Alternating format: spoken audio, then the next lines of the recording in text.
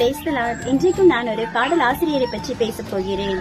பாதி தெரியாத ஆட்டை போலே அலைந்தேன் உலகிலே என்ற கீர்த்தனை பாடலை பாடியவர் அருள் திரு முனைவர் மோகன்ராஜ் பீட்டர் என்பவர். இவர் 1949 ஆண்டில் பிறந்தவர். இவர் கிறிஸ்தவ குடும்பத்தை சேர்ந்தவர். இவர் கிளைகோமா என்ற நோயால் பாதிக்கப்பட்டதால் கண் பார்வை இழந்துவிட்டார்.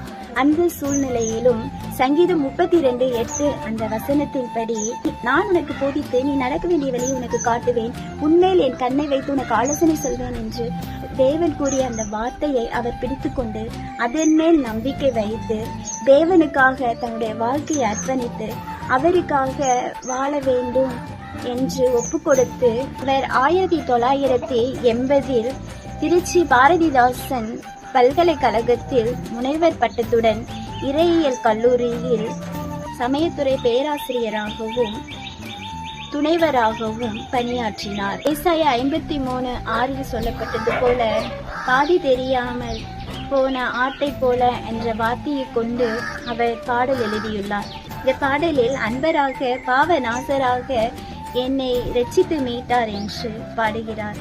எல்லா துன்ப நேரத்திலும் இயேசு கிறிஸ்துவின் சிலுவையை நோக்கி பார்த்து அவரையே நம்பிக்கையாய் கொண்டு வாழ்ந்த ஒரு தேவ மனிதன்.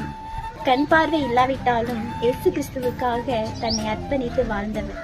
நமக்கு தேவன் எல்லாவற்றையும் தந்திருந்தோம், நாம் தேவனுக்காக வாழ்கிறோமா? சற்று சிந்திக்க வேண்டும். இந்த நேரத்திலும் பக்கத்துணை வாழ்வின் வளம் என்று குறைவே என கூறுகிறார். இவரும் இந்த பாடலில் மனுஷனை நம்பி வாழாம தேவனையே நம்பி இருக்கதான் சொல்றாரு. எனவே நாம் எப்படிப்பட்டவர்களாய் இருக்கிறோம்? மனுஷர்கள் பின்னால போயிட்டு இருக்கிறோமா? தேவனை நோக்கி கொண்டிருக்கிறோமா? சற்று சிந்தியுங்கள். சிந்திப்போம், செயல்படுவோம். கர்த்தர் உங்களை ஆசீர்வதிப்பார். ஆமென்.